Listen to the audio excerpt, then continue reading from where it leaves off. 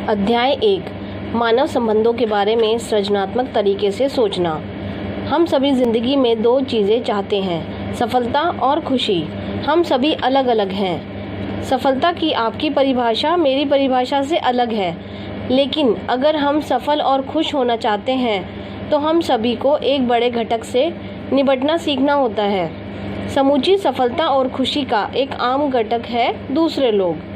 बहुत से वैज्ञानिक अध्ययनों में यह साबित हो चुका है कि यदि आप दूसरों के साथ व्यवहार करने का तरीका सीख लेते हैं तो आप कारोबार, पेशे या व्यवसाय में सफलता की राह पर 85% आगे पहुंच जाते हैं और व्यक्तिगत खुशी की राह पर आप 99% आगे पहुंच जाते हैं। सिर्फ मिलजुल कर रहना ही जवाब नहीं है। महत्वपूर्ण तो लोगों के साथ पेश आने का एक तरीका है जिससे हमें व्यक्तिगत संतुष्टि भी मिले और दूसरों का अहम भी आहत ना हो। मानव संबंध लोगों से एक तरह व्यवहार करने का विज्ञान है कि हमारे और उनके दोनों के अहम सही सलामत रहें। यह लोगों के साथ हिल मिलकर चलने का एकमात्र तरीका है जिससे सच्ची सफलता या संतुष्टि मिलती है या कभी मिली है।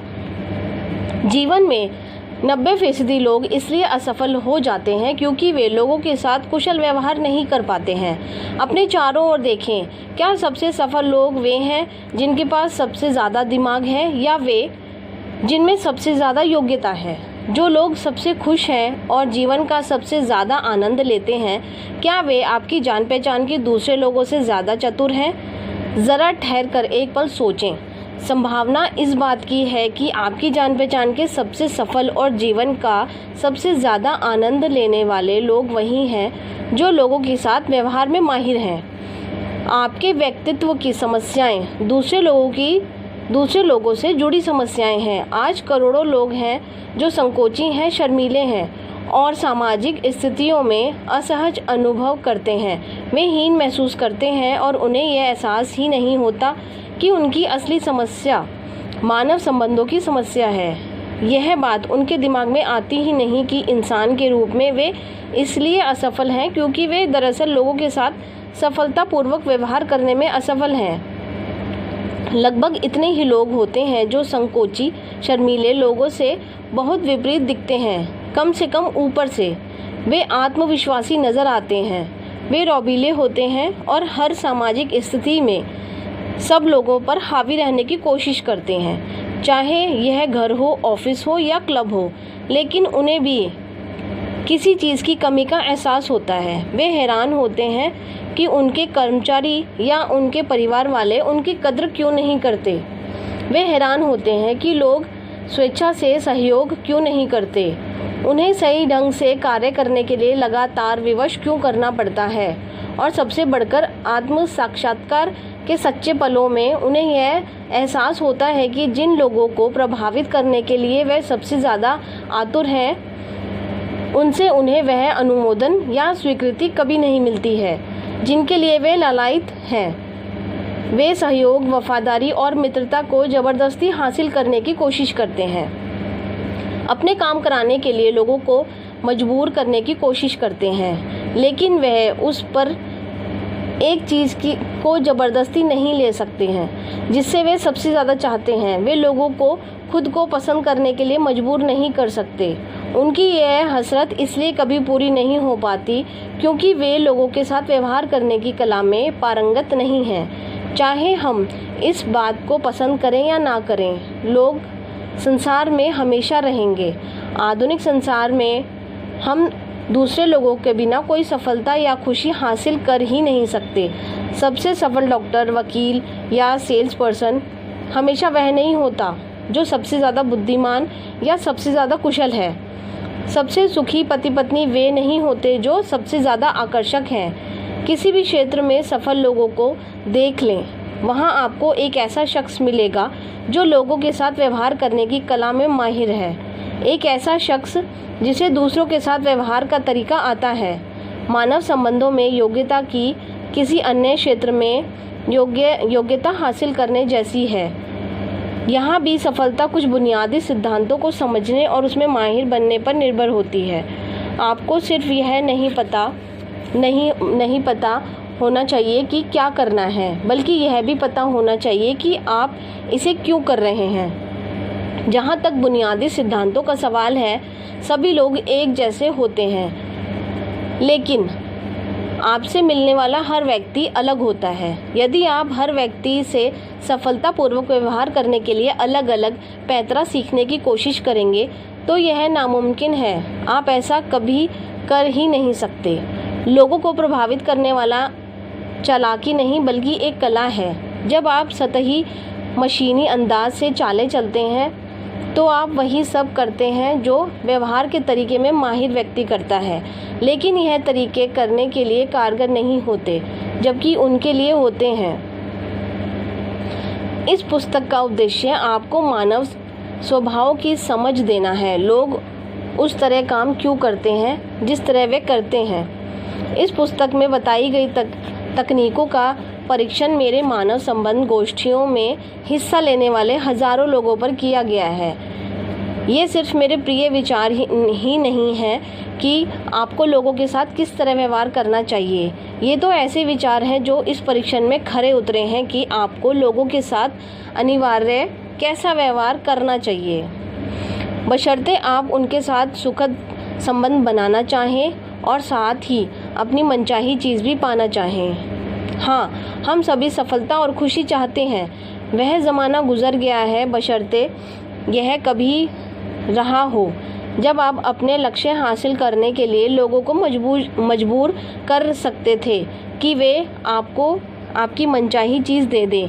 भीख मांगना भी बेहतर नहीं है, क्योंकि उससे किसी के मन में उस व्यक्ति के प्रति कोई सम्मान या मदद करने की इच्छा नहीं होती जो लगातार दंडवत झुकता है, हाथ पसार कर घूमता है और दूसरे लोगों के साथ खुद को पसंद करने की भीख मांगता है। आप जीवन से जो चाहते हैं वह पाने का सफल तरीका लोगों के साथ व्यवहार करने में योग्यता हासिल करना है। आगे पढ़ने पर आप जान जाएंगे कि कैसे। अध्याय 2, मानव अहम को समझना। अहम अपने स्वामी के लिए बहुत कीमती होता है, इसलिए इंसान जिस भी चीज़ या व्यक्ति को अपने अहम के लिए जोखिम मानता है, उससे अपनी रक्षा के लिए बहुत आगे तक जा सकता है। इसी वजह से अहंकार शब्द का अर्थ नकारात्मक होता है। अहंकार के दूसरे पहलू पर गौर करें। अगर इसकी वजह से लोग मूर्खतापूर्ण, अतार्किक और विनाशकारी चीज़ें करते हैं, तो इसी की बदौलत वे महान और नायकों जैसे काम भी कर सकते हैं। आखिर ये अहंकार क्या है?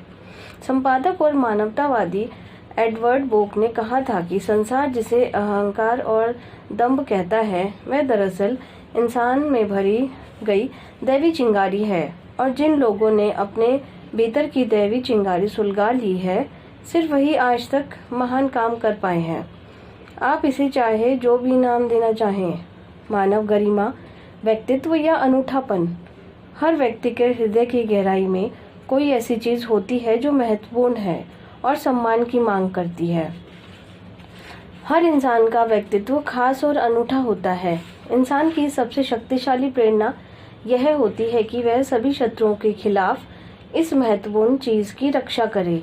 इसलिए आप लोगों से मशीनों, संख्याओं या भीड़ जैसा व्यवहार करके बच नहीं सकते। व्यक्तिगत महत्व से इंसानों को वंचित रखने का हर प्रयास नाकाम रहा है। यह सेनाओं और जेलों से ज़्यादा शक्तिशाली है। यह उन जमींदारों से ज़्यादा शक्तिशाली साबित हुई जिन्होंने लोगों को दास बनाने की कोशिश की। यह हिटलर की सेनाओं से ज़्यादा शक्तिशाली साबित हुई और इसने स्वाधीनों की भूमि के लिए मंच तैयार कर दिया। किसी भी देश के लिए स्वाधीनता की घोषणा दरअसल व्यक्तिगत स्वतंत्रता की घोषणा है। यह गौर करना भी महत्वपूर्ण है कि अमेरिकी स्वतंत्रता की घोषणा इंसान के सच्चे महत्व को ईश्वर का उपहार मानती है। हम इस सत्य को स्वप्रमाणित मानते हैं कि सभी इंसानों को उनके सृजनकार ने निश्चित अहस्तांतरणीय अधिकार दिए हैं। यह पुस्तक धर्म के बारे में नहीं है, लेकिन अंततः आप धर्म और मानव संबंधों को अलग नहीं कर सकते जब तक आप यह विश्वास नहीं करते हैं कि एक सृजनकार है जिसने हमें आंतरिक मूल्यों के साथ अहस्तांतरणीय अधिकार दिए हैं। जब तक तब तक आप लोगों में विश्वास नहीं कर सकते। हेनरी काइसन ने कहा था कि आप स्वतः ही अच्छे मानवीय संबंधों का अभ्यास करने लगेंगे यदि आप यह याद रखें कि हर व्यक्ति इसलिए महत्वपूर्ण है क्योंकि वह इंसान की संतान है। यह आत्मगौरव का एकमात्र सच्चा आधार भी है। जिस व्यक्ति को यह विश्वास हो जाता है कि वह अपने अच्छे गुणों या कार्यों के कारण नहीं बल्कि ईश्वर की कृपा की बदौलत खास है, जिसने उसे आंतरिक मूल्य दिए हैं, उसमें स्वस्थ आत्मगौरव होता है। जिस व्यक्ति को इस बात का एहसास नहीं होता, वह पैसे कमाकर, शक्ति या शोहरत हासिल करके या दूसरे तरीकों से महत्व हासिल करने की कोशिश करता है। ऐसे व्यक्ति न सिर्फ नकारात्मक अर्थ में अहंकारी होते हैं बल्कि आत्मगौरव पाने की उनकी निरंतर भूख संसार में ज्यादातर मुश्किलों का कारण बन जाती है। जीवन के 4 तथ्य जिन्हें आपको अपने हृदय पर अमिट रूप से अंकित कर लेना चाहिए। नंबर 1, हम सभी अहंकारी होते हैं। नंबर 2, हमारी खुद में जितनी ज़्यादा रुचि होती है उतनी ही दूसरी चीज़ में नहीं होती। नंबर 3, जिस भी व्यक्ति से आप मिलते हैं वह महत्वपूर्ण महसूस करना चाहता है और खास समझा जाना चाहता है। नंबर 4, हर व्यक्ति में दूसरों से अनुमोदन की ललक होती है ताकि वह खुद का अनुमोदन कर सकें। हम सब अहम के भूखे हैं। जब यह अहम कमोबेश संतुष्ट होता है तभी हम खुद को भूल पाते हैं, खुद पर से अपना ध्यान हटा पाते हैं और किसी दूसरी चीज़ में लगा पाते हैं। जिन्होंने खुद को पसंद करना सीख लिया है सिर्फ वही दूसरों के साथ उदार और दोस्ताना हो सकते हैं। कौन सी चीज़ लोगों को स्व केंद्रित और घमंडी बनाती है? हम सोचते हैं कि अहंकारी व्यक्ति के साथ परेशानी यह थी कि वह अपने बारे में बहुत ऊंचा सोचता था। हम सोचते थे कि अगर वह अपने उच्च आत्मगौरव से निजात पा ले तो उसका इलाज हो जाएगा। व्यवहार में मुश्किल इन लोगों के आत्मगौरव को थोड़ा कम करने के लिए जिन पुराने तरीकों का इस्तेमाल किया गया वे सभी कारगर नहीं रहे। उसका परिणाम बस यही निकला कि सामने वाला ज़्यादा शत्रुतापूर्ण हो गया और उसका अहम पहले से भी ज़्यादा संवेदनशील हो गया। ये तरीके कभी कारगर नहीं रहे। इसका कारण सरल है। अब हम बिना किसी संदेह के यह बात जान गए हैं कि आत्म केंद्रित अहंकारी व्यक्ति आत्मगौरव की अति के कारण कष्ट नहीं उठा रहा है बल्कि आत्मगौरव की भारी कमी के कारण कष्ट उठा रहा है। यदि आपके खुद के साथ अच्छे संबंध हैं तो आपके दूसरों के साथ भी अच्छे संबंध होंगे। जब कोई व्यक्ति खुद को बेहतर पसंद करने लगता है तो वह दूसरों को भी बेहद पसंद करता है। एक बार जब वह खुद के बारे में दुखद असंतुष्टि से उबर जाता है तो वह दूसरों के प्रति कम आलोचनात्मक और ज़्यादा संवेदनशील हो जाता है। अहम की भूख उतनी ही सर्वव्यापी और स्वाभाविक होती है जितनी कि भोजन की भूख। अहम का आहार भी उसी उद्देश्य की पूर्ति करता है जो भोजन शरीर के लिए करता है। आत्मरक्षा, शरीर को जिंदा रहने के लिए भोजन की ज़रूरत होती है। इसी तरह अहम या हर व्यक्ति की अनूठी व्यक्तित्वता को सम्मान, अनुमोदन और उपलब्धि के एहसास की ज़रूरत होती है। भूखा अहम ओछा अहम होता है। अहम की तुलना पेट से करने पर यह काफ़ी स्पष्ट हो जाता है कि लोग उस तरह काम क्यों करते हैं जिस तरह वे करते हैं। जो इंसान हर दिन 3 बार अच्छा भोजन करता है वह अपने पेट के बारे में बहुत कम सोचेगा, लेकिन अगर कोई 1-2 दिन सचमुच भूखा रहे तो उसका पूरा व्यक्तित्व बदल जाएगा।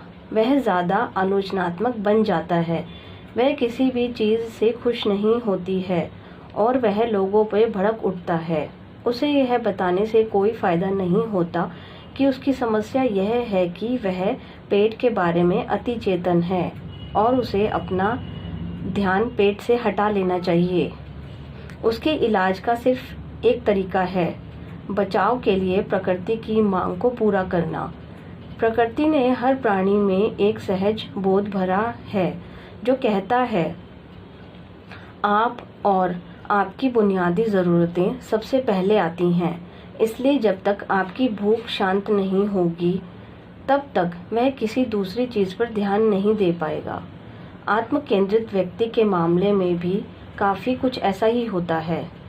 स्वस्थ व्यक्तित्व के लिए स्वयं स्वीकृति और स्वयं अनुमोदन की निश्चित मात्रा की ज़रूरत होती है। किसी स्व केंद्रित व्यक्ति को फटकारने और अपना दिमाग खुद से दूर हटाने को कहने से कोई फ़ायदा नहीं होता। वह अपना ध्यान खुद से दूर तब तक नहीं हटा सकता जब तक कि उसकी अहं की भूख संतुष्ट ना हो जाए। सिर्फ तभी वह अपना ध्यान खुद से दूर हटा पाएगा और इसे काम पर, दूसरे लोगों पर या दीगर ज़रूरी चीज़ों पर लगा पाएगा। जब आत्म गौरव का स्तर ऊंचा होता है तो लोगों के साथ तालमेल बैठाना आसान होता है। उस वक्त लोग खुश मिजाज, उदार और सहिष्णु होते हैं। वे दूसरों के विचार सुनने के लिए तैयार होते हैं। उनकी बुनियादी आवश्यकताएं पूरी हो चुकी हैं, इसलिए अब वे दूसरों की आवश्यकताओं के बारे में सोच सकते हैं। उनका खुद का व्यक्तित्व इतना शक्तिशाली और सुरक्षित हो चुका है कि वे जोखिम लेने के लिए तैयार रहते हैं। वे कभी कभार गलत होने या और अपनी गलती मानना बर्दाश्त कर सकते हैं। वे अपनी आलोचना या तिरस्कार को सहजता से लेते हैं, क्योंकि इससे उनके आत्मगौरव में सिर्फ एक छोटी सी खरोंच ही लगेगी और इसके बावजूद उनके पास बहुत सारा आत्मगौरव बचा रहेगा।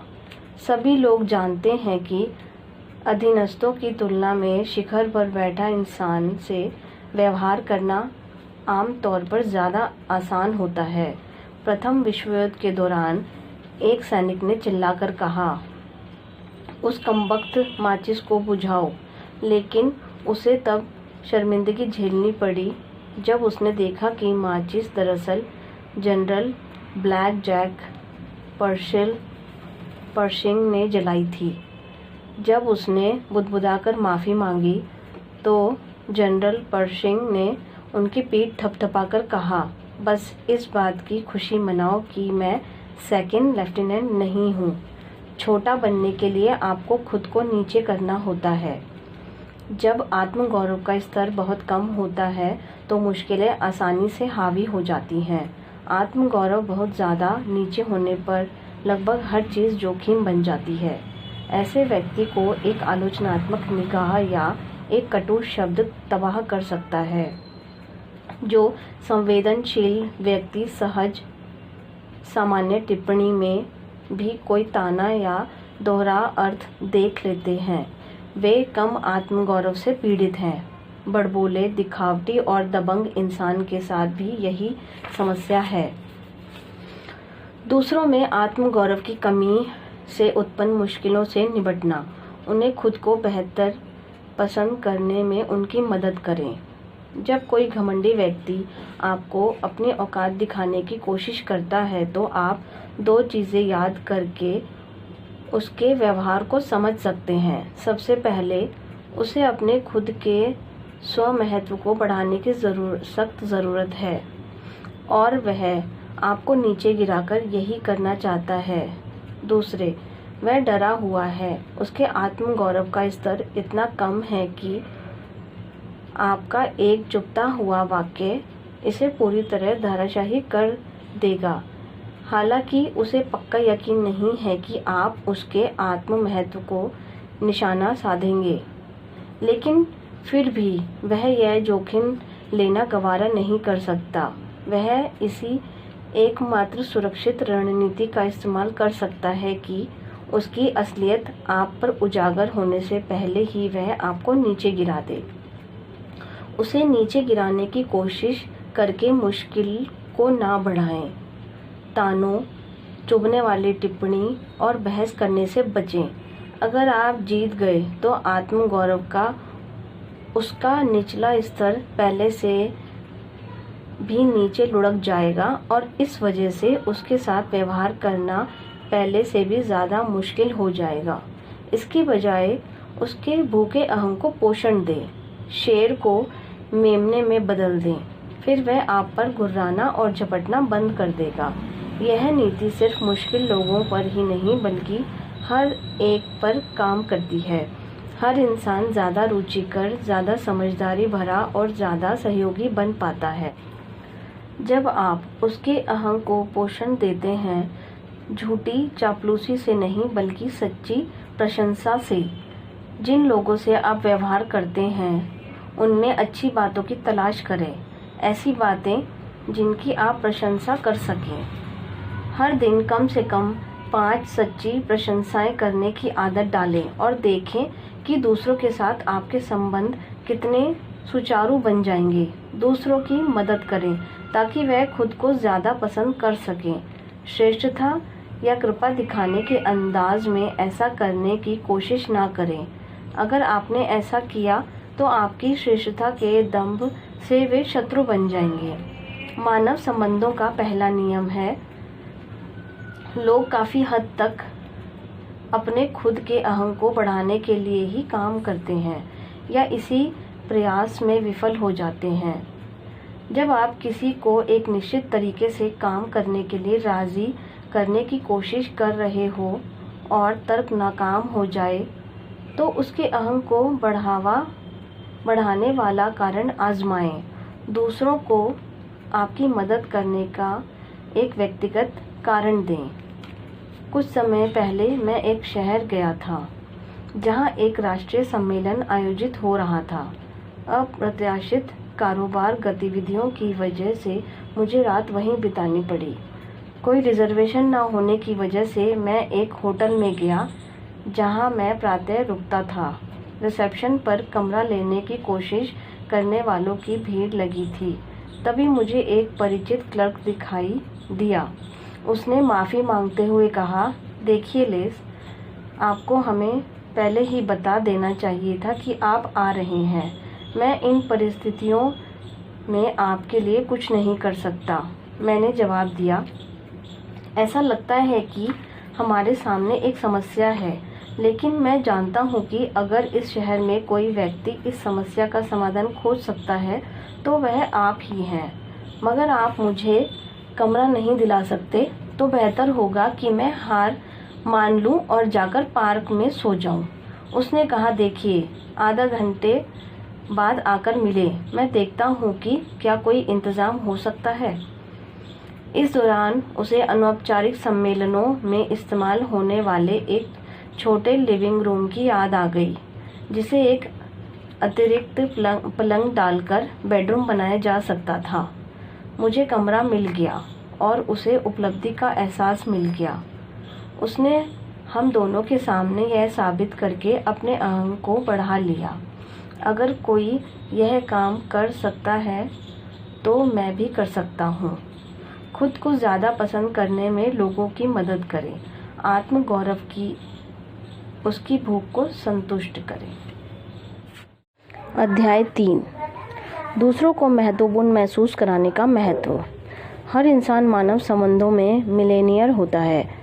बहुत दुखद बात यह है कि हम में से ज़्यादातर लोग अपनी इस दौलत को सेंध कर रखते हैं, इसे कंजूसी से खर्च करते हैं और हमें इस बात का एहसास तक नहीं होता कि हमारे पास इतनी भारी दौलत है। दूसरों की व्यक्तिगत महत्व की भावनाओं को बढ़ाना आपकी शक्ति में है। वे खुद को बेहतर पसंद करें, यह सुनिश्चित करना भी आपकी शक्ति में है।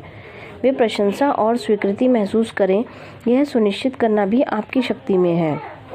लोगों के साथ अपने संबंधों को बेहतर बनाने का सबसे बेहतर तरीका आपके पास मौजूद इस दौलत को बांटना है। इसमें आपका कुछ भी खर्च नहीं होता और आपको यह डर भी नहीं होता कि यह कभी खत्म हो जाएगी। इसमें अदला बदली करने या सौदेबाजी करने की कोशिश ना करें। आप जो चाहते हैं लोगों से वह पाने के लिए इसका इस्तेमाल रिश्वत की तरह ना करें। इसे अंधाधुंध अंदाज में ना करें। आपको दूसरों से अपनी मनचाही चीज़ मिलेगी या नहीं, यह चिंता करने की कोई ज़रूरत नहीं है। मुहावरे की भाषा में जब आप पानी में रोटी डालते हैं तो यह हमेशा कई गुना होकर आपकी ओर लौट आती है। यह मानने की गलती ना करें कि सफल या मशहूर लोगों को महत्वपूर्ण होने के एहसास की कोई ज़रूरत नहीं होती।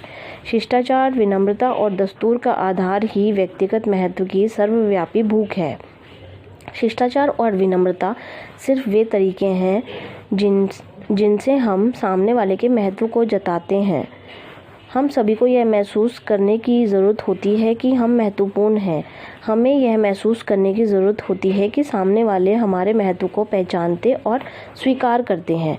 वास्तव में हमें इस बात की ज़रूरत होती है कि दूसरे लोग महत्वपूर्ण महसूस करने में हमारी मदद करें और हमारे व्यक्तिगत महत्व के एहसास की पुष्टि करें।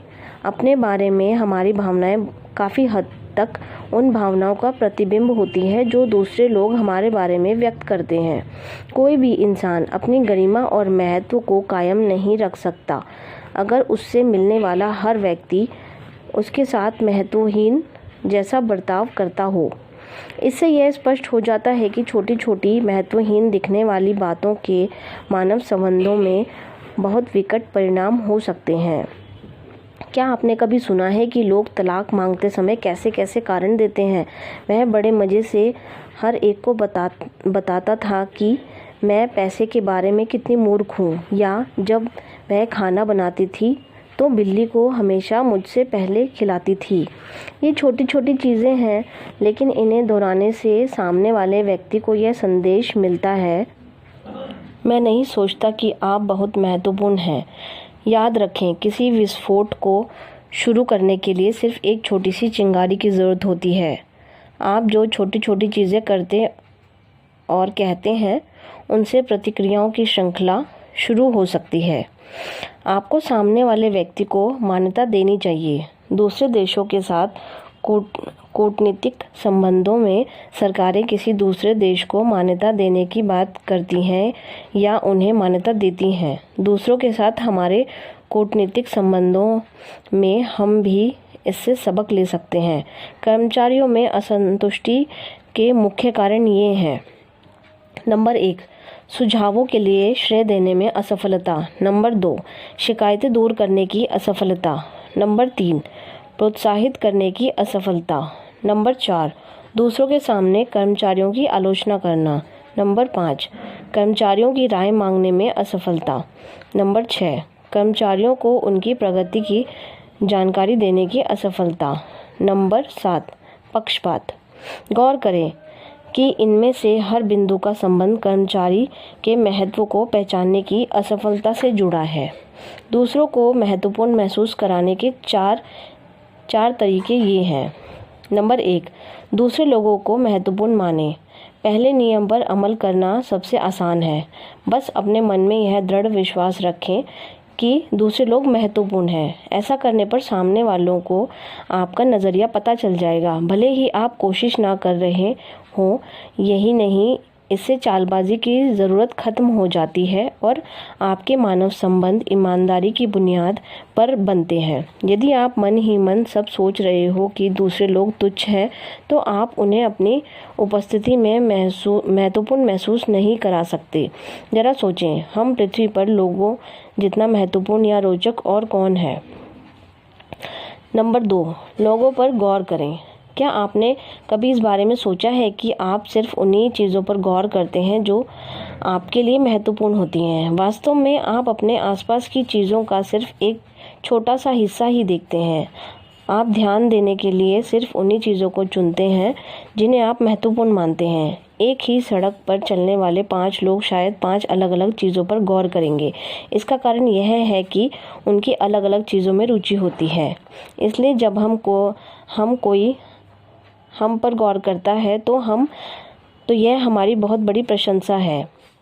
इस तरह वह कह रहा है कि वह हमारे महत्व को पहचानता है।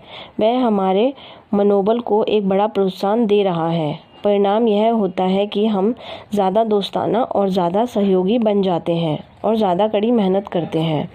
किसी समूह से व्यवहार करते समय यह ना भूलें, समूह के हर व्यक्ति को मान्यता देने की कोशिश करें। नंबर 3, लोगों से प्रतिस्पर्धा ना करें। इसके लिए थोड़े अनुशासन की ज़रूरत होती है, क्योंकि आप भी इंसान हैं और हर व्यक्ति की तरह आप भी महत्वपूर्ण महसूस करना चाहते हैं। आपको खुद पर नज़र रखनी चाहिए कि कहीं यह इच्छा उल्टी ना पड़ जाए। बुनियादी तथ्य यह है कि हर व्यक्ति महत्वपूर्ण महसूस करना चाहता है। हर व्यक्ति यह महसूस करना चाहता है कि दूसरे उसके महत्व को पहचान रहे हैं। मानव स्वभाव का यह गुण अपने आप में तटस्थ है। आप इसका इस्तेमाल अपने लाभ या हानि के लिए कर सकते हैं।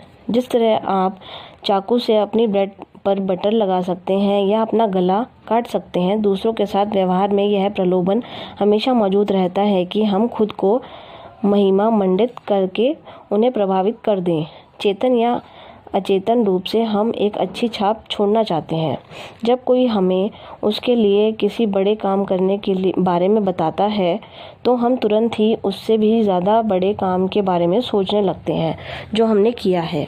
यदि कोई हमें एक अच्छी कहानी बताता है तो तुरंत ही हम एक ऐसी कहानी की तलाश करने लगते हैं जो उससे भी अच्छी हो। अक्सर हम अपने खुद के महत्व से दूसरों को प्रभावित करने के लिए इतने आतुर रहते हैं कि खुद को ज़्यादा बड़ा दिखाने के लिए हम उन्हें छोटा महसूस करा सकते हैं। एक सरल नियम बताया जा रहा है जो इस बाधा से उबरने में आपकी मदद करेगा। यदि आप दूसरों पर अच्छी छाप छोड़ना चाहते हैं तो सबसे प्रभावी तरीका उन्हें यह जता देना कि आप उनसे प्रभावित हैं। उन्हें जता देना कि आप उनसे प्रभावित हैं। इससे वे आपको अपनी जान पहचान के सबसे चतुर और सबसे आकर्षक व्यक्तियों में से एक मानेंगे। उनके साथ प्रतिस्पर्धा करेंगे तो उनके मन में एक पक्का विश्वास होगा कि आप मूर्ख हैं और कुछ भी नहीं समझते हैं। नंबर 4, जाने कि दूसरों को कब सही करना है। जब हम दूसरों को सही करते हैं तो उनका विरोध करते हैं तो आमतौर पर यह किसी असली समस्या को सुलझाने के उद्देश्य से नहीं किया जाता है। यह अमूमन उनके बजाय अपने महत्व की भावना को बढ़ाने के लिए किया जाता है। खुद से पूछें, वे सही हैं या गलत? क्या इससे कोई सच्चा फ़र्क पड़ता है? सभी छोटे छोटे युद्ध जीतने की कोशिश ना करें। यदि सामने वाले के अहंग के सिवा कोई चीज़ शामिल नहीं है तो जहमत क्यों उठाना। आप जो नकारात्मक छाप छोड़ेंगे वह आपके अहंग की छोटी सी विजय से कहीं भारी पड़ेगी। अध्याय 4, दूसरों के कार्यों और नज़रियों को नियंत्रित करना। आपने सम्मोहनकर्ता स्वैंगली के बारे में सुना होगा, जो किसी रहस्यमय शक्ति से लोगों के कार्यों और व्यवहार को नियंत्रित करते थे। आपको यह जानकर हैरानी हो सकती है कि हम में से प्रत्येक छोटा मोटा स्वैंगली होता है। हम सम्मोहन में तो माहिर नहीं होते हैं, लेकिन इसके बावजूद हम दूसरों पर नियंत्रण करते हैं। एकमात्र समस्या यह है कि हमें यह पता नहीं होता है कि हम इस शक्ति का इस्तेमाल कर रहे हैं, और हमें यह भी पता नहीं होता है कि अमूमन हम अपने पक्ष के बजाय इसका इस्तेमाल अपने विपक्ष में करते हैं। हम में से प्रत्येक जिसके भी संपर्क में आता है उसके कार्यों और नज़रियों को प्रभावित व नियंत्रित करने की कोशिश करता है। हमारे पास बस यह विकल्प होता है, हम इसका इस्तेमाल अच्छे के लिए करेंगे या बुरे के लिए, अपने लाभ के लिए या अपने नुकसान के लिए।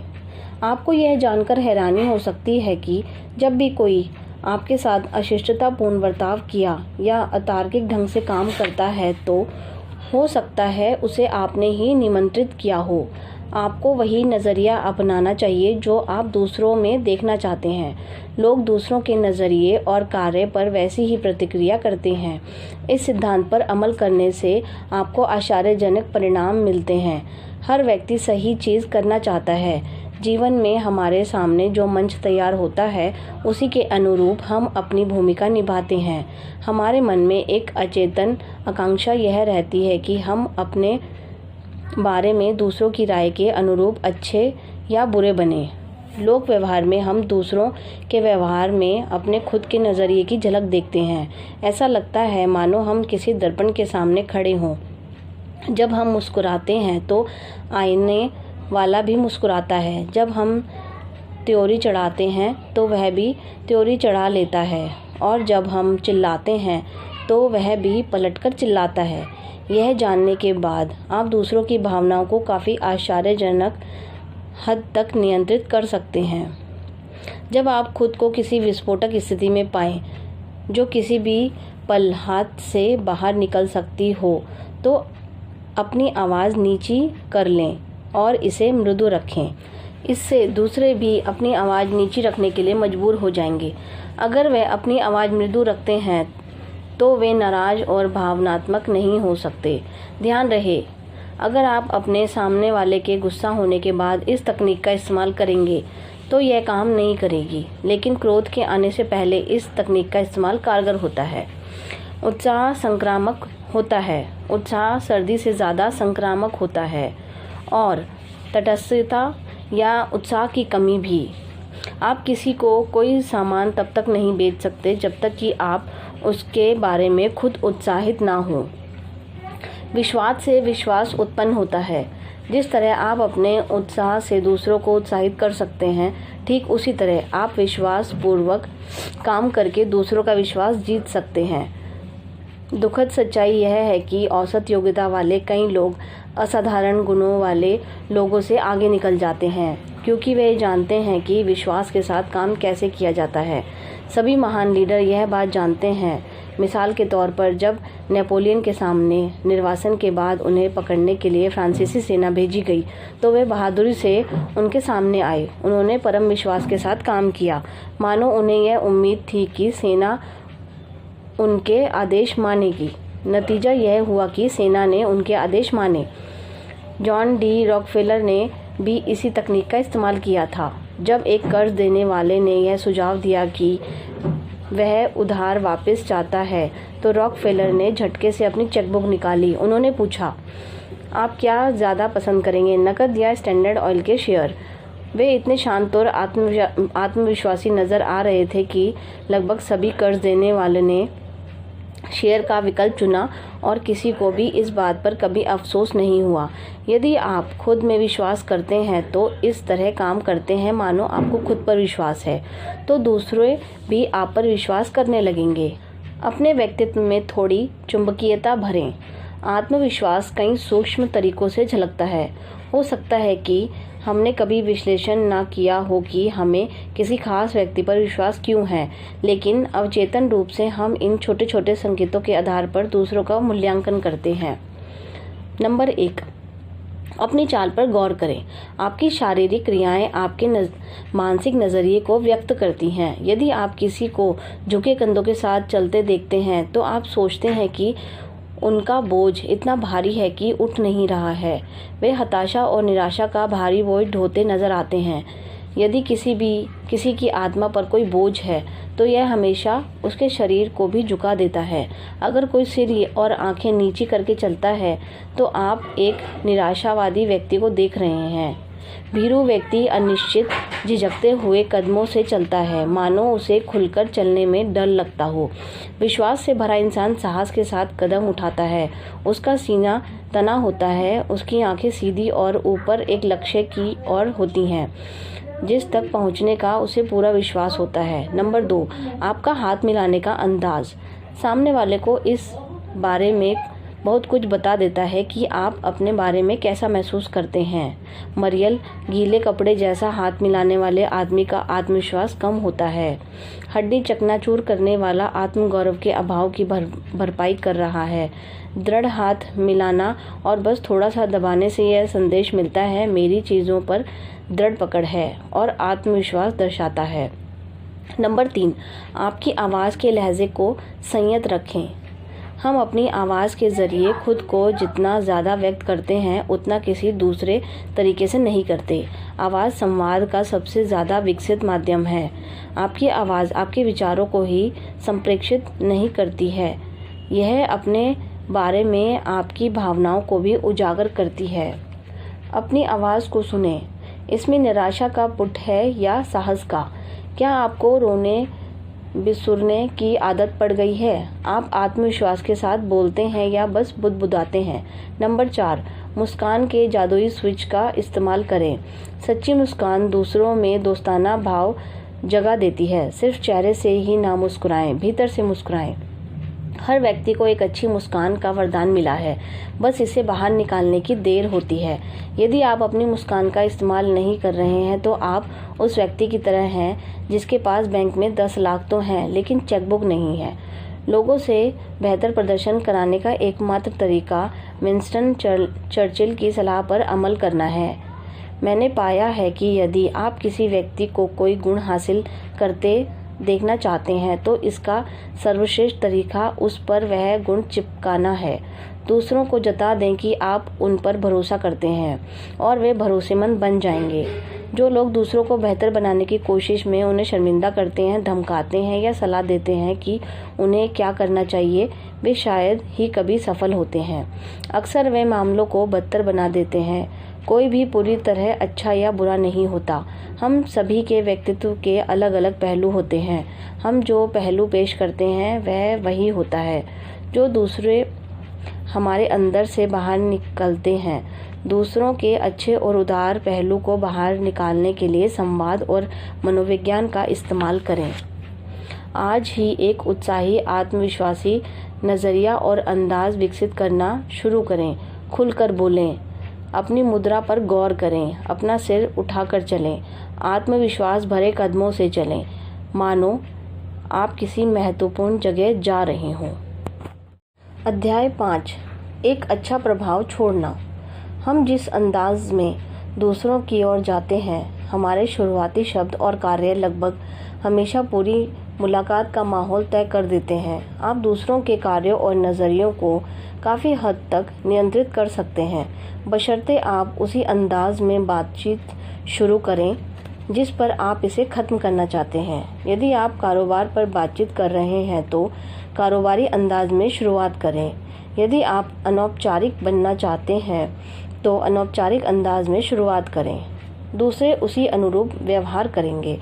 आपने जो मंच बनाया है उस पर वे अपनी भूमिका निभाएंगे। जब भी आप दूसरों से पेश आते हैं तो हर बार आप एक मंच बना रहे हैं। यदि आप कॉमेडी के लिए मंच तैयार करते हैं तो गंभीर ना बने। यदि आप ट्रेजेडी के लिए मंच तैयार करते हैं तो दूसरों से चंचलता की उम्मीद ना करें। यह बस सफल नहीं हुआ। हम किसी सम्मेलन या इंटरव्यू के बारे में बोलते हैं तो हमारे मनचाहे तरीके से नहीं हुआ। लगभग हमेशा इसका कारण यह होता है कि हमने इसे गलत अंदाज में शुरू किया था। किसी तरह की बातचीत करने से पहले खुद से पूछें, मैं इससे सचमुच क्या चाहता हूँ? कौन सी मनोदशा रहनी चाहिए? फिर वह माहौल बनाएं जिससे मंच तय होगा। हम यह याद रखकर दूसरों के कार्यों और नज़रियों को नियंत्रित कर सकते हैं कि हम जो पहली छाप छोड़ते हैं उसके स्थायी छाप होने की काफ़ी संभावना है। दूसरे लोगों के मन में आपकी कैसी छवि बनती है, इसके लिए आप किसी दूसरे से ज़्यादा जिम्मेदार होते हैं। कई लोग चिंता करते हैं कि दूसरे उनके बारे में क्या सोचेंगे। हमारे बारे में संसार की राय काफ़ी हद तक उस राय के आधार पर बनती है जो हमारी खुद के बारे में होती है। यदि आपको उस तरह स्वीकार नहीं किया जाता है जिस तरह आप चाहते हैं तो शायद आपको खुद को दोष देना चाहिए। अगर आप इस तरह काम करते हैं मानो आप नाचीज़ हैं तो संसार आपकी राय को मान लेगा। अगर आप इस तरह काम करते हैं मानो आप खास हैं तो संसार के पास आपसे खास जैसा बर्ताव करने के अलावा दूसरा कोई विकल्प नहीं रहेगा। अभिनय ना करें।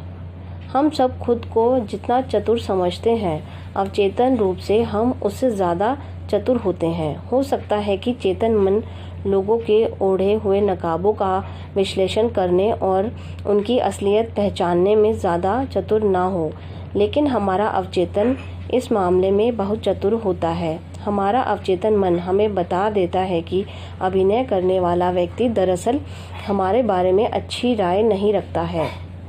बहुत सारे लोग खराब छाप छोड़ देते हैं क्योंकि आपका मूल्यांकन सिर्फ इसी आधार पर नहीं होता है कि आप खुद को कितना महत्वपूर्ण मानते हैं। आपका मूल्यांकन इस आधार पर भी होता है कि आप दूसरी चीज़ों को कितना महत्व देते हैं, आपकी नौकरी, आपकी राय और आपकी प्रतिस्पर्धा। एक बुद्धिमान व्यक्ति ने एक बार कहा था, मूल्यांकन ना करें, ताकि आपका भी मूल्यांकन ना किया जाए। यह मानव संबंधों के लिए एक अच्छा सबक है। जब भी हम किसी चीज़ का मूल्यांकन करते हैं तो हर बार हम दूसरों को अपना मूल्यांकन करने का एक संकेत देते हैं। आप अपनी नौकरी या अपनी कंपनी को कितना महत्व देते हैं? जब कोई आपसे पूछता है कि आप कहाँ काम करते हैं, तो क्या आप क्षमा मांगने जैसा अंदाज में जवाब देते हैं, ओह मैं पीपल्स बैंक में काम करता हूँ, मानो आप इस बात पर शर्मिंदा हो? या फिर आप गर्व से कहते हैं, मैं देश के इस इलाके के सबसे अच्छे बैंक में काम करता हूँ? यदि आप दूसरा जवाब देते हैं तो लोग आपको ज़्यादा महत्वपूर्ण मानेंगे। यदि आप यह अफसोस देते हैं कि आपकी कंपनी या आपके बारे में कोई दूसरी चीज़ ज़्यादा महत्वपूर्ण नहीं है, तो दूसरे लोग सोचेंगे कि आप भी ज़्यादा महत्वपूर्ण नहीं हो सकते। प्रतिस्पर्धा की आलोचना ना करें। यदि आप अच्छी छाप छोड़ना चाहते हैं तो दूसरों या उनके प्रोडक्ट की आलोचना ना करें। इसके बजाय अपने प्रोडक्ट्स को बढ़ावा दें। ना सिर्फ लोग नकारात्मक चर्चा को नापसंद करते हैं, बल्कि आप एक नकारात्मक मंच भी तैयार कर रहे हैं। आप एक नकारात्मक मनोदशा बना रहे हैं, और अगर आप बेच रहे हैं तो आपको संभावित ग्राहक या प्रोस्पेक्ट से हाँ कहलाने में मुश्किल आएगी। सकारात्मक माहौल बनाकर दूसरों को हाँ की मनोदशा में ले आएं। एक अच्छा नियम यह है कि दूसरों से शुरुआती प्रश्नों पर हाँ कराएं। यह रंग कितना सुंदर है, या क्या यह कलाकारी आपको शानदार नहीं लगती? जब कोई आपके शुरुआती प्रश्नों पर कुछ बार हाँ करता है तो उसके बाद आपके बड़े प्रश्न पर हाँ कहना उसके लिए ज़्यादा आसान हो जाता है। लेकिन हाँ के प्रश्न कई बार नकारात्मक हो सकते हैं। कितनी भीषण गर्मी है, संसार रसातल में पहुंच गया है ना? ऐसे प्रश्नों पर हाँ का जवाब तो मिलता है, लेकिन मनोदशा नकारात्मक हो सकती है। निराशावादी उदास लोग आमतौर पर सावधान और झिझकने वाले होते हैं। खुशमिजाज आशावादी लोग प्रोडक्ट और विचार खरीदते हैं। वे ज़्यादा उदार होते हैं, विस्तार करने और जोखिम लेने के ज़्यादा इच्छुक होते हैं। ऐसे प्रश्न ना पूछें या निर्देश जारी ना करें जिनसे यह संकेत मिलता हो कि आपको मुश्किल का अंदेशा है। ऐसे सवाल पूछें जो जवाब की भूमिका बना देते हैं। मुझे यकीन है कि आपको पसंद है ना? यह ना पूछें क्या आपको पसंद है। प्रश्न पूछते वक्त अपना सिर सकारात्मक अंदाज में हिलाएं। आपके कार्य सामने वाले की रायों और कार्यों को निश्चित रूप से प्रभावित करते हैं। शांति से मान लें कि दूसरे आपका मनचाहा काम कर देंगे। शुरू करते समय पूरे मामले के मुख्य बिंदु की थाह लें। प्रभावित करने की बहुत बड़ी कोशिश ना करें। दूसरों को यह जता दें कि वे अच्छा प्रभाव छोड़ रहे हैं। अध्याय 6, आकर्षक व्यक्तित्व विकसित करना। आकर्षक व्यक्तित्व का रहस्य क्या है? हम सभी ऐसे लोगों को जानते हैं जो नैसर्गिक रूप से मित्रों और ग्राहकों को आकर्षित कर लेते हैं। ये लोग इंसान की 3 बुनियादी भूखों को संतुष्ट करने का तरीका जानते हैं। नंबर 1, स्वीकृति। लोग जैसे हैं उन्हें वैसे ही स्वीकार करना अनिवार्य है। उन्हें अपने असल स्वरूप में रहने दें। इस बात पर जोर ना दें कि जब तक कोई व्यक्ति आदर्श नहीं होगा या बदलेगा नहीं, तब तक आप उसे पसंद नहीं कर सकते।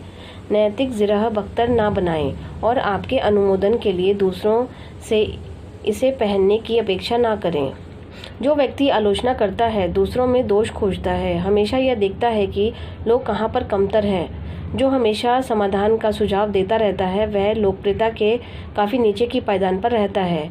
वह कभी उन लोगों की भगदड़ का शिकार नहीं बनेगा जो उसका करीबी मित्र बनने की आशा कर रहे हो। जो लोग दूसरों को उनके वर्तमान स्वरूप में ही स्वीकार और पसंद करते हैं, उनके पास उनके व्यवहार को बदलकर बेहतर बनाने के मामले में सबसे ज़्यादा प्रभाव होता है। किसी के पास भी किसी दूसरे को सुधारने की शक्ति नहीं होती, लेकिन लोग जैसे हैं वैसे ही उन्हें पसंद करके आप उन्हें खुद को बदलने की शक्ति दे देते हैं। नंबर 2, अनुमोदन। यह मंजूर करने से आगे तक जाता है जो तुलनात्मक रूप से थोड़ा नकारात्मक होता है। हम दूसरों को उनकी खामियों के बावजूद स्वीकार करते हैं और अपनी मित्रता देते हैं। अनुमोदन का अर्थ थोड़ा ज़्यादा सकारात्मक है, क्योंकि यह सिर्फ खामियों को सहन करने से परे जाता है और कोई ऐसी चीज़ खोजता है जिसे हम पसंद कर सकते हैं। आप अनुमोदन के लिए दूसरों में कोई ना कोई चीज़ हमेशा खोज सकते हैं। हो सकता है कि यह छोटी या महत्वहीन चीज़ हो, लेकिन दूसरों को जता दें कि आप उस चीज़ का अनुमोदन करते हैं। फिर आप जिन चीज़ों का सचमुच अनुमोदन करते हैं उनकी संख्या बढ़ जाएगी। जब दूसरे आपके अनुमोदन का स्वाद लेते हैं तो वे अपने व्यवहार को बदलने लगेंगे ताकि आप उनकी दूसरी चीज़ों का भी अनुमोदन करें। प्रशंसनीय चीज़ों को खोजें, प्रशंसा करें और लोगों को दमकते हुए देखें। नंबर 3, प्रशंसा। प्रशंसा शब्द का अर्थ है महत्व बढ़ाना। ठहर कर सोचें कि दूसरे आपके लिए कितने महत्वपूर्ण हैं। आपकी पत्नी, पति, बच्चे, बॉस, कर्मचारी, ग्राहक। अपने मन में उनके महत्व पर जोर दें। फिर दूसरों को यह बताने के तरीके खोजें कि आप उन्हें कितना महत्व देते हैं। यहाँ कुछ तरीके दिए जा रहे हैं जिनसे आप अपनी प्रशंसा का इजहार कर सकते हैं। नंबर 1, लोगों से इंतज़ार ना कराएं। नंबर 2, यदि कोई ऐसा व्यक्ति है जिससे आप तुरंत नहीं मिल सकते तो उसकी उपलब्धि को मान्यता दें। उसे बता दें कि आप उससे यथासंभव शीघ्रता से मिलेंगे। नंबर 3, लोगों को धन्यवाद दें। नंबर 4, लोगों के साथ खास बर्ताव करें। आखिरी बिंदु अतिरिक्त टिप्पणी के लायक है। सामान्य बर्ताव अहं को जितना पिचकाता है उतना कुछ नहीं पिचकाता। हम सभी अपने अनूठे महत्व के लिए मान्यता पाना चाहते हैं। इस मामले में फूलों से सबक लें। चूँकि उन्हें पराग छिड़कने के लिए मधुमक्खियों की ज़रूरत होती है, इसलिए वे मधुमक्खियों को आकर्षित करने और पोषण देने के लिए शहद की कुछ बूंदें बाहर रख देते हैं। आकर्षक व्यक्तित्व वाला व्यक्ति लोगों की इस बुनियादी भूख को शांत करता है। लोगों को आकर्षित करने के लिए इस त्रिकोणीय फार्मूले का इस्तेमाल शुरू कर दें। अध्याय 7, प्रभावी ढंग से संवाद करना सीखना। सफल लोगों में एक चीज़ आम होती है, वे शब्दों का इस्तेमाल करने में बहुत निपुण होते हैं। आमदनी और शाब्दिक योग्यता इतनी करीबी तौर पर जुड़ी होती है कि अगर आप अपनी शब्द शक्ति बढ़ा लेते हैं तो आप यह विश्वास कर सकते हैं कि आपकी आमदनी भी बढ़ जाएगी। खुशी भी काफ़ी हद तक अपने विचारों, इच्छाओं, आशाओं या निराशाओं को व्यक्त करने की योग्यता पर निर्भर करती है। कई लोग इसलिए दुखी रहते हैं क्योंकि वे खुद को व्यक्त नहीं कर पाते हैं और अपने विचारों और भावनाओं को अपने भीतर 7 तालों में बंद रखते हैं। कई लोग इसलिए अक्षम महसूस करते हैं क्योंकि वे यह नहीं जानते कि कोई बातचीत कैसे शुरू की जाए, खास तौर पर किसी अजनबी के साथ। उनके पास रोचक विचारों का खजाना होता है, उन्हें तो बस यह पता नहीं होता कि इस खजाने का ताला कैसे खोला जाए। विलियम जेम्स ने समस्या की जड़ को पहचान लिया था और बताया था कि अच्छे वार्ताकार बनने में इतने सारे लोगों को मुश्किल क्यों आती है। उन्हें बहुत सतही, बहुत स्पष्ट या झूठी बात कहने का डर होता है। यह किसी न किसी तरह से ऐसी बात कहने का जो स्थिति के लिहाज से उपयुक्त या पर्याप्त ना हो। आदर्श बनने की कोशिश छोड़ दें। कोई भी हर समय मंत्रमुग्ध नहीं कर सकता। छुटपुट चर्चा का गुणयुक्त होना ज़रूरी नहीं है। हर व्यक्ति घिसी पिटी बात करता है। हर कोई ऐसी छुटपुट चर्चा में संलग्न होता है जिसमें कोई भी चतुराई भरी या महत्वपूर्ण चीज़ नहीं कही जाती। बातचीत के पहिए घुमाने के लिए छुटपुट चर्चा ज़रूरी होती है। अगर आपको इस बात का एहसास हो जाए और आप बोझिल होने से ना घबराएं तो आप किसी अजनबी के साथ अच्छी चर्चा शुरू कर सकते हैं। आपको यह पाकर हैरानी हो सकती है कि आप चतुराई भरी और रोचक बातें कह रहे हैं क्योंकि आप ऐसा कहने की कोशिश नहीं कर रहे हैं। अपने विषय के लिए भूमिका। किसी बातचीत को शुरू में गरमाने की कोई ज़रूरत होती है। यह अपेक्षा ना करें कि आप पहले ही पल से अति प्रभावशाली बातचीत शुरू कर देंगे। छुटपुट चर्चा न सिर्फ बातचीत शुरू कर सकती है बल्कि इसका इस्तेमाल दूसरों को तैयार करने के लिए भी किया जा सकता है। लोगों से उनके बारे में बात कराएं। अगली बार जब आपका किसी से परिचय कराया जाए और आप कहने के लिए कोई बात ना सोच पाएं तो इस तरह के प्रश्नों से सामने वाले को तैयार करने की कोशिश करें। आप कहाँ से हैं? आप हमारे मौसम के बारे में क्या सोचते हैं? क्या आपका परिवार है? आप किस तरह के व्यवसाय में हैं? इन प्रश्नों की बदौलत दूसरे खुद के बारे में बात करने लगते हैं, इसलिए ये अचूक शुरुआती प्रश्न हैं। वे गतिरोध को तोड़ देते हैं और वे दिखा देते हैं कि आप उनमें रुचि ले रहे हैं। आपको साझी रुचि का विषय खोजने की कोई ज़रूरत नहीं है। आप तो उस एक विषय पर उनसे बात कराते हैं जिनके वे विशेषज्ञ हैं, वे खुद। वार्तालाप में निपुण होने की कला में यह ज़्यादा महत्वपूर्ण नहीं है कि बोलने के लिए बहुत सारी चतुराई भरी बातें सोची जाएं या ऐसे वीरतापूर्ण अनुभव हों जिनका आप बखान कर सकें। इसमें तो दूसरों के साथ खुलना और उनसे बातचीत कराना ज़्यादा महत्वपूर्ण होता है। यदि आप दूसरों को बोलने के लिए प्रेरित कर सकते हैं तो आप अच्छे वार्ताकार होने की प्रतिष्ठा हासिल कर लेते हैं।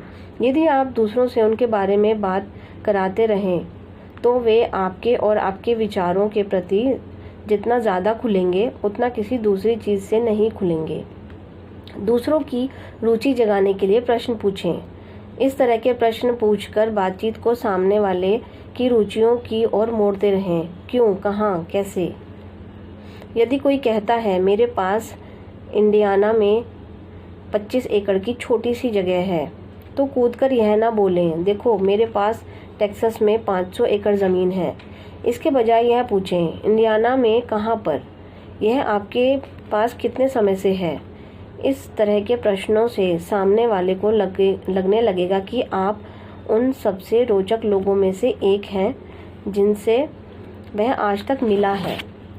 मानव संबंधों में एक घातक पाप होता है जिससे आपको बचना चाहिए। इंसान दिल से स्वार्थी होता है।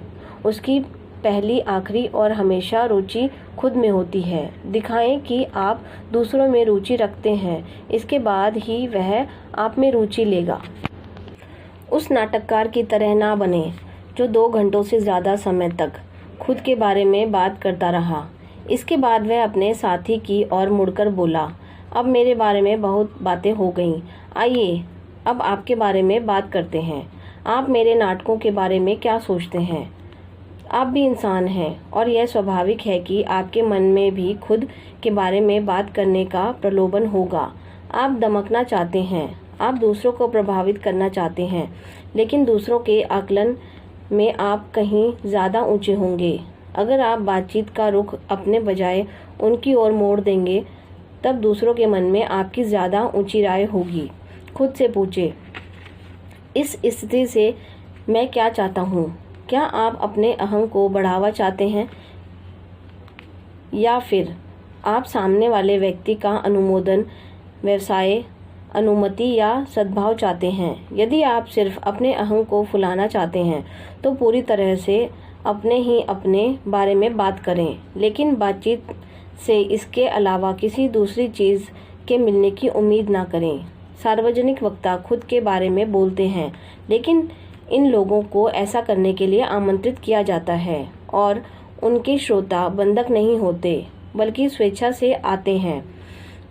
जब तक कि आपने कोई हॉल किराए पर ना लिया हो और पहले से विज्ञापन ना किया हो, तब तक आपके श्रोताओं के पास यह जानने का कोई तरीका नहीं होगा कि वे आपके कारनामों के बारे में सुनने के लिए मजबूर होने वाले हैं। जब आपको आमंत्रित किया जाता है और पूछा जाता है तभी खुद के बारे में बात करें। यदि दूसरों की रुचि होगी तो वे पूछ लेंगे। फिर अपने बारे में थोड़ी बात करें, लेकिन इसकी अति ना करें। प्रश्न पूछें और चर्चा का रुख दोबारा उनकी ओर मोड़ दें। मैं भी तकनीक का इस्तेमाल करें। जब खुद को बातचीत में लाने का एक और सही समय होता है जब आप सामने वाले व्यक्ति को अपने बारे में कोई ऐसी चीज़ बता सकें जो उसकी कही बात से जुड़ी हो या आपके बीच जुड़ाव का बंधन बनाती हो। अगर कोई कहता है मैं देहात में पला बड़ा हूँ और आप कहते हैं मैं भी, और अपने अनुभव के बारे में थोड़ा बताते हैं, तो इससे वह ज़्यादा महत्वपूर्ण महसूस करता है। बंधन जोड़ने वाली बातचीत में अपना जिक्र करना दूसरों के लिए महत्वपूर्ण होता है। ऐसा करके आप कह रहे हैं, मैं आपकी बात से सहमत हूँ, मैं भी इसे पसंद करता हूँ, मैं भी इसमें विश्वास करता हूँ। आपके या आपके अतीत के बारे में जो भी चीज़ दूसरों के समान होती है, उससे उन्हें आपको पसंद करने में मदद मिलेगी। हम उन लोगों को पसंद करते हैं जो हमसे सहमत होते हैं। हम उन लोगों को नापसंद करते हैं जो हमसे असहमत होते हैं। जो लोग असहमत होते हैं वे हमारे आत्मगौरव के लिए संभावित जोखिम होते हैं। जब आप सहमत होते हैं तो आप खुद को पसंद करने में सामने वाले व्यक्ति की मदद करते हैं। भले ही कुछ बिंदु पर असहमत होना लाजमी हो, लेकिन हमेशा ऐसे बिंदु खोजें जिन पर आप सहमत हो सकें। जब आप सहमति का थोड़ा आधार बना लें, चाहे यह कितना भी छोटा हो, तो उन बिंदुओं पर एक साथ आना ज़्यादा आसान हो जाएगा जिन पर आप सहमत हैं। खुशनुमा बातचीत का इस्तेमाल करें। जो इंसान निराशावादी अंदाज में बात करने की आदत डाल लेता है, अपनी समस्याओं का लगातार रोता रहता है, वह लोकप्रियता की कोई स्पर्धा नहीं जीत पाएगा। यदि आपके पास निजी समस्याएं हैं तो अपने पादरी, परामर्शदाता या विश्वसनीय मित्र के पास जाएं। अपनी मुश्किलों का सार्वजनिक इजहार ना करें। अपनी बीमारी और ऑपरेशन के बारे में बातचीत ना करते रहें। अपने कष्टों का वर्णन करने से आप हीरो नहीं बनते, इससे आप सामने वाले को बोर कर देते हैं। बैठकर खुद को पत्र लिखें। यदि आपके सीने में कोई गुबार है जिसे आपको हल्का करने की ज़रूरत है, तो खुद को पत्र लिख लें। सटीकता से लिखें कि आप कैसा महसूस करते हैं। कोई भी चीज़ रोक कर ना रखें। पूरे विस्तार से बताएं कि आपके साथ कितना गलत हुआ, जीवन कितना अन्यायपूर्ण है। फिर इस पत्र को पूरा करने के बाद उसे जला दें। इसने आपका गुबार हल्का करने का मकसद पूरा कर दिया है और आपको राहत मिलनी चाहिए। यह आपकी भावनाओं को बाहर निकाल देगा और लोगों को बताने की प्रबल आवश्यकताओं को कम कर देगा। हो सकता है आपको इसे दोहराने या 3 बार करने की ज़रूरत पड़े, लेकिन उसके बाद आप पाएंगे कि आप इसके बारे में ज़्यादा बोलना तो क्या, सोचना भी नहीं चाहते। चिढ़ाने और ताने मारने के प्रलोभन से बचें। हम में से ज़्यादातर लोग दूसरों को मजाक में चिढ़ाते हैं क्योंकि हम सोचते हैं कि उन्हें यह पसंद आएगा। पति अपने पत्नियों को और पत्नियां अपने पति को सार्वजनिक रूप से मजाक में चिढ़ाते हैं क्योंकि उनके मन में यह गलतफहमी होती है कि यह स्नेह दिखाने का आकर्षक तरीका है। हम इस आशा से ताने मारते हैं कि दूसरे हमारी चतुराई को पहचान लेंगे, हास्य को देख लेंगे और व्यक्तिगत बुरा नहीं मानेंगे। चिढ़ाने वाले मजाक और ताने दोनों का ही निशाना दूसरों के आत्मगौरव पर होता है। जो भी चीज़ आत्मगौरव के लिए जोखिम दिखती है वह खतरनाक होती है, भले ही इसे मजाक में किया जाए। यदि सामने वाला आपको पर्याप्त लंबे समय से जानता है, आपको पर्याप्त अच्छी तरह पसंद करता है और आप इसकी अति नहीं करते हैं, तो आप चिढ़ाने वाले मजाक के दुष्परिणामों से बच सकते हैं।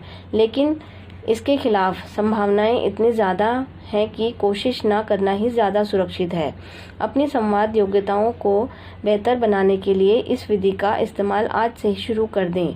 अजनबियों पर अभ्यास करें। इसे हर दिन करते रहें जब तक कि इसकी आदत ना पड़ जाए। अध्याय 8 सुनना। ओलिवर वेंडेल होम्स ने लिखा था, सहानुभूति और समझ भरे अंदाज में दूसरों की बात सुनने की योग्यता लोगों के साथ हिल मिलकर रहने और उनकी मित्रता हासिल करने के लिए शायद संसार का सबसे प्रभावी तरीका है। आप किसी से मिलते हैं और उससे विदा लेने के लिए आपको महसूस होता है कि चीज़ें आपकी इच्छा के अनुरूप नहीं हुई। आप पूछते हैं, मैं ऐसा क्या कह सकता था जिससे वह ज़्यादा दोस्ताना हो जाता, मेरे विचारों के प्रति ज़्यादा अनुकूल हो जाता। आश्चर्यजनक रूप से जवाब यह भी हो सकता है, कुछ नहीं। आपका प्रदर्शन खराब इसलिए नहीं रहा क्योंकि आपने कोई गलत बात कह दी या कोई सही बात नहीं कही। आपका प्रदर्शन तो इसलिए खराब रहा क्योंकि आपने सही तरीके से नहीं सुना। सुनने से आप चतुर बनते हैं। हम में से ज़्यादातर लोग चाहते हैं कि दूसरे हमें चतुर और बुद्धिमान माने। लोगों को इस बात का विश्वास दिलाने का एक अचूक तरीका यह है कि हम उनकी बात सुनें और उन पर ध्यान दें। आप उनकी कही बातों को इतना महत्वपूर्ण मानते हैं कि गौर से सुन रहे हैं। इस बात से उन्हें यह विश्वास हो जाता है कि आप बहुत बुद्धिमान व्यक्ति हैं। अपने मित्रों और परिचितों के बारे में सोचें। बुद्धिमान और समझदार होने की प्रतिष्ठा किसकी है? क्या यह उस व्यक्ति की है जो हमेशा प्रश्न पूछने से पहले ही जवाब देने को तत्पर रहता है? क्या यह उस व्यक्ति की है जो दूसरों की बात पूरी होने से पहले ही अपनी टिप्पणी से बात काट देता है? या फिर यह उस व्यक्ति की है जो बहुत ज़्यादा सुनता है? अगर आप गौर से सुनें तो लोग आपको बता देंगे कि वे क्या चाहते हैं। आप अंधेरे में लक्ष्य पर निशाना नहीं लगा सकते। कार निर्माता अपनी कार का डिज़ाइन बनाने से पहले जनता की नब्ज़ पर हाथ रखकर पता लगाते हैं कि लोग क्या चाहते हैं। आपको अपनी तरफ फेंकी गई गेंद पर उचित प्रतिक्रिया करनी होती है। आपको उचित प्रतिक्रियाएं लगाकर देनी चाहिए। अच्छे मानवीय संबंध दो तरफा होते हैं, देना और लेना, क्रिया और प्रतिक्रिया। यदि आप यह नहीं जानते कि दूसरे क्या चाहते हैं या वे किसी स्थिति के बारे में कैसा महसूस करते हैं या उनकी खास आवश्यकताएं क्या हैं, तो आपको उनके बारे में नवीनतम जानकारी नहीं है। अगर आपके पास नवीनतम या पूरी जानकारी नहीं है तो आप उन्हें प्रेरित भी कर सकते हैं। बहुत ज़्यादा बोलने से आपके भेद खुल जाते हैं। कई बार दूसरों से व्यवहार में ऐसी स्थितियां आती हैं जहां ये महत्वपूर्ण हो जाता है कि हम अपने पत्ते समय से पहले ना दिखाएं और जहां हमें दूसरों की स्थिति को महसूस करने की ज़रूरत होती है। रणनीति यह होनी चाहिए कि हम पहले यह पता लगाएं कि दूसरे क्या चाहते हैं। अपना हाथ दिखाने से पहले आपको यह मालूम होना चाहिए कि वे किस पर मान जाएंगे। जिस तरह हम दूसरों की बात सुनकर उनकी स्थिति का पता लगा सकते हैं, उसी तरह हमारे बहुत ज़्यादा बोलने से उन्हें भी हमारी स्थिति पता चल सकती है। सफल लोग अपना मुंह बंद रखते हैं और दूसरों को बोलने तथा लगातार बोलते रहने के लिए प्रोत्साहित करते हैं। यदि आप दूसरों से पर्याप्त बातचीत करा सकें तो वे अपनी असली भावनाओं या उद्देश्यों को नहीं छिपा सकते। वे कोशिश ज़रूर कर सकते हैं लेकिन वे हमेशा हार जाएंगे। इसलिए यदि आप दूसरों को यह पता नहीं चलने देना चाहते कि आपके दिमाग में सचमुच क्या है, तो अपना मुंह बंद रखें और सुनें। अगर आप पर्याप्त लंबे समय तक बोलते रहेंगे तो दूसरों को आपकी असलियत पता चल जाएगी। सुनने से संकोच भी दूर होता है। जब आप दूसरों की बात गौर से सुनते हैं, उनकी आवाज़ के लहजे और शब्दों के ज़ोर पर पूरा ध्यान देते हैं, तो इससे आपका ध्यान खुद पर से हट जाता है। यदि आप दूसरों पर पूरा ध्यान देते हैं, वे क्या कह रहे हैं, वे क्या चाहते हैं, उन्हें किस चीज़ की ज़रूरत है, तो आप संकोची या आत्मचेतन नहीं रह सकते। आप अपने में सिमटकर नहीं रह सकते। जब आप सिमटकर रहते हैं तो आप दूसरों के साथ प्रभावी ढंग से नहीं निपट सकते। अगर आपका पूरा ध्यान खुद पर ही केंद्रित होता है तो आप अपने आसपास के संसार से नहीं निपट सकते।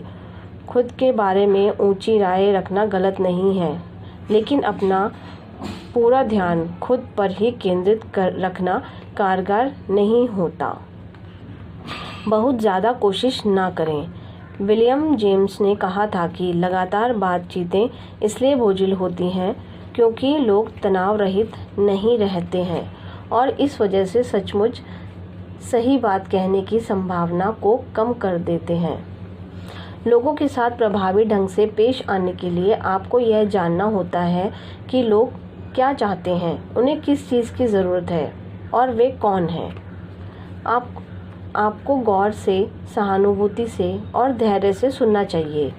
आप किसी को जो सर्वोच्च सम्मान या प्रशंसा दे सकते हैं वह है उसकी बात ध्यान से सुनना।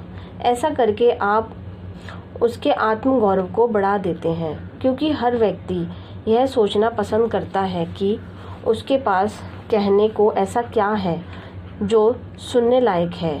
आप किसी के अहं को पिचकाने वाली जो चीज़ें कर सकते हैं उनमें से एक उनकी बात सुनने से पहले ही उसे झटक देना है। लोग यह पसंद करते हैं कि उन पर ध्यान दिया जाए। सुनने की कला का अभ्यास करें। नंबर 1, बोलने वाले की तरफ देखें। जो लोग सुनने लायक होते हैं वे देखने लायक भी होते हैं। वे जो कह रहे हैं उस पर ध्यान केंद्रित करने से भी मदद मिलती है। नंबर 2, गहरी रुचि लेते दिखें। यदि आप सहमत हैं तो अपना सिर हिलाएं। यदि वे कोई कहानी बताते हैं तो मुस्कुराएं। सामने वाले के संकेतों पर प्रतिक्रिया करें।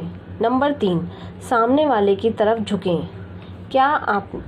क्या आपने कभी इस बात पर गौर किया है कि आप रोचक वक्ता की ओर झुकने और नीरस वक्ता से दूर झुकने की प्रवृत्ति रखते हैं?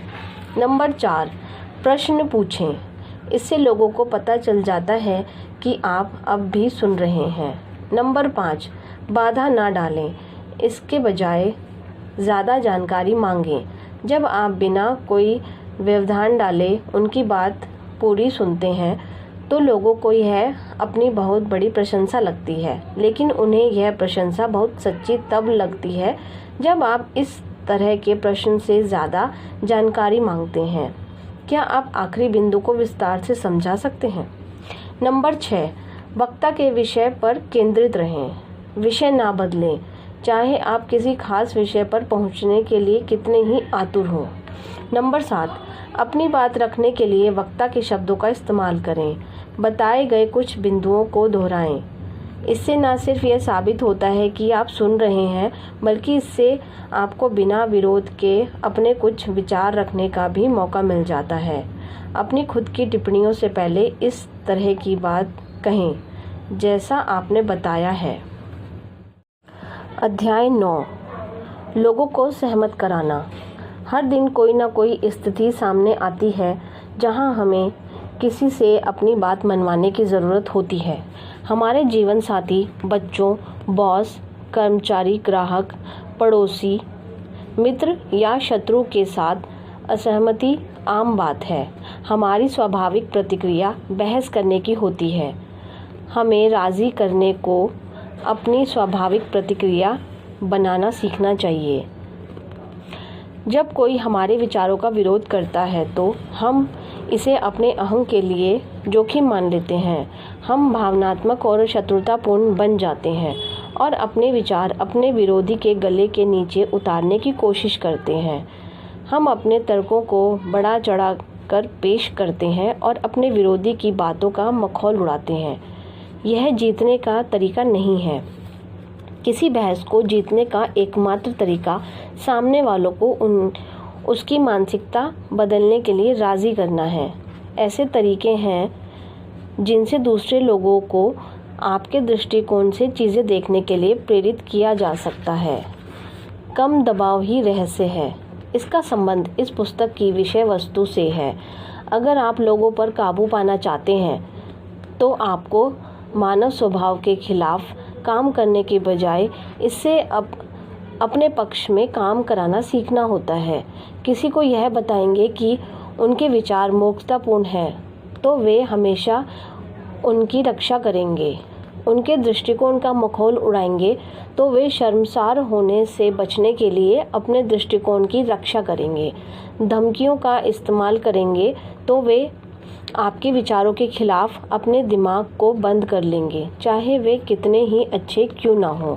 आत्मरक्षा की भावना सबसे प्रबल सहज भावनाओं में से एक है और इसका अर्थ शरीर के साथ साथ अहम भी है। अपनी सुरक्षा के लिए हमें उन विचारों के बारे में सावधान होना होता है जिन्हें हम स्वीकार करते हैं और जिन पर हम काम करते हैं। हम उन विचारों के खिलाफ अपनी रक्षा करते हैं जिन्हें हम पराया मानते हैं। मित्र हथौड़ा और पत्थर लेकर हमारी ओर नहीं आते हैं, इसलिए जो विचार शत्रु जैसी वेशभूषा में दिखते हैं उन्हें हम अपने कानों में घुसने ही नहीं देते। जब हम विचार बेचने की कोशिश करते हैं तो हमें अवचेतन के प्रति आग्रह करना चाहिए, क्योंकि सामने वाला किसी भी विचार को तब तक स्वीकार नहीं करेगा जब तक कि उसका अवचेतन मन उसे स्वीकार ना कर ले। इच्छा के विरुद्ध किसी व्यक्ति को कायल करने के बाद भी उसकी राय वही रहती है। उस व्यक्ति का वर्णन है जो अपने चेतन मन से ही सहमत हुआ है। वह होठ हिलाकर हाँ तो कर रहा है, वह सहमत तो दिख रहा है, लेकिन वह उस विचार पर काम नहीं करेगा। अवचेतन द्वारा किसी विचार को स्वीकार कराने का सिर्फ एक ही तरीका है, सुझाव द्वारा। किसी के अवचेतन में कमोबेश गौर किए बिना कोई विचार पहुंचाने की कोशिश करें। आप बहस जीतने में उसी हद तक सफल होंगे जिस हद तक आप अपने विचार सामने वाले के अहम के पार पहुंचाने में सफल होंगे। उसका अहम उसके अवचेतन के द्वार पर पहरा देता है।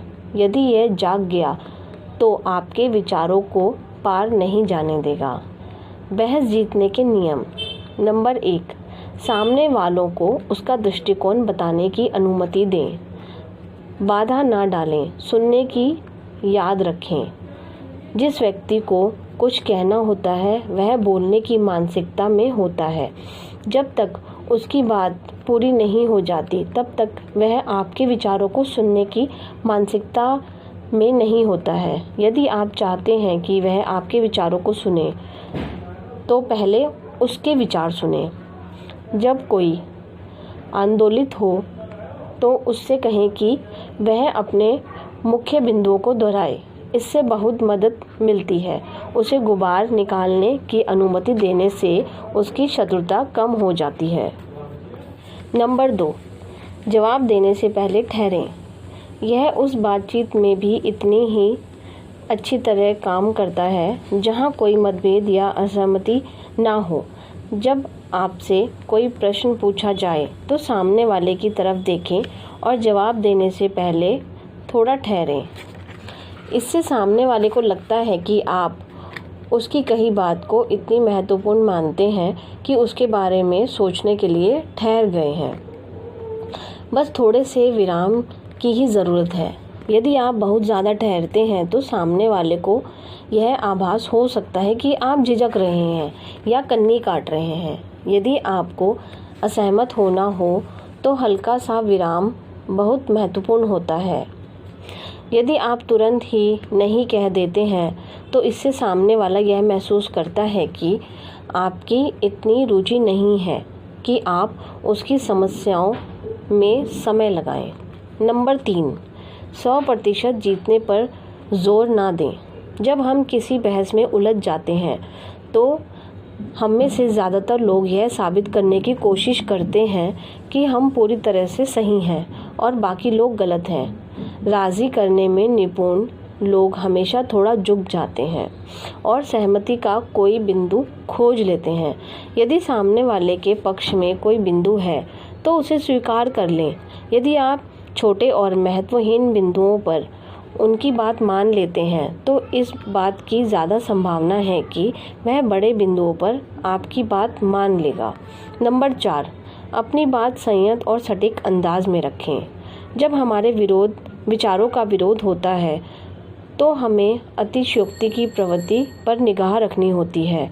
शांति से बताए तथ्य लोगों की मानसिकता बदलवाने में सबसे ज़्यादा कारगर होते हैं। दबाव के तरीके पहल तो कारगर नज़र आ सकते हैं। आप सामने वाले को नीचे गिरा सकते हैं, उसे उनकी औकात दिखा सकते हैं, उसे ऐसे बिंदु पर ला सकते हैं जहां वह एक भी बात नहीं कह सकता।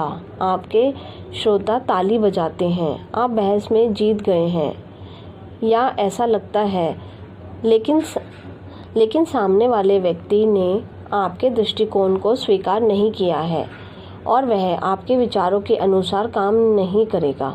नंबर 5, तीसरे पक्ष के ज़रिए बोलें।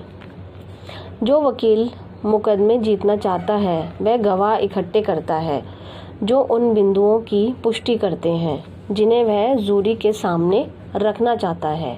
अगर वह स्वार्थ रहित होकर तीसरे पक्ष घटनाओं का वर्णन करता है तो तर्क ज़्यादा विश्वसनीय लगता है।